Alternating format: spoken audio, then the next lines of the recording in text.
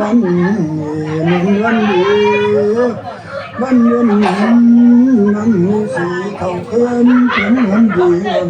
เริ่มผ่าแพ้สัตว์บอกคุณดูว่าเป็นวันโศกวันแห่งโศกสัพพะโลกาคนลูกจงคนลูกโจคนลูกจงจะเริ่มสีเท่ากับเท่าพันจับเท่าถึงสีวันผุนเยือถึงตัวเจ้ายาได้ไปกินน้ำได้กะหอบแดดออกเจ้ายาได้ไปกินน้ำหอยวัวหอยควายพ่อแม่เจ้านั้นคนสวยหักจะให้เจ้าเลี้ยงเลี้ยงเราพ่อแม่สอนให้นอนเจ้าก็นอนพ่อสอนให้หูเจ้าก็หูอย่าให้เสียหายเมื่อเจ้าอยากติดเจ้าเทิงผู้ให้กินดง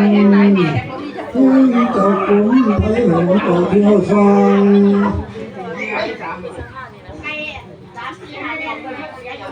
เลือซื้อต่อพ่อนาถึงเราดูเดือนหาสังขารปีใหม่มาแล้วถึงเดือนสามรอทั้งชีถึงเดือนสี่รอทั้งบานตะกันตาสอบตัวสวดนี่ทั้งวัด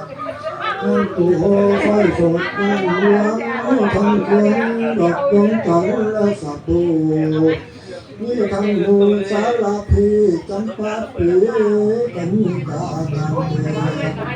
นี่ทั้งดอกนั่งเชื่ออาวันนั่งบัวลอยดอกยาวตั้งดอกสังปีน้ำสีนุ่งผ้านุ่งสีนุ่งผ้าผ่านหน้าเก่าจึงส้มมือสายตาไปติดหน้าหัวถอยผู้มูเบาผู้มูสาวสักหน่อยเขาเล่นอยู่เช้าเรากินเอามาลายเป็นแถวทอง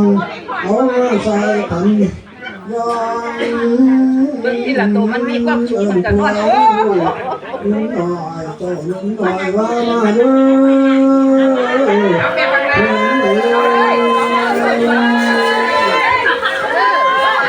ทั้งเพื่อนหาไว้ผม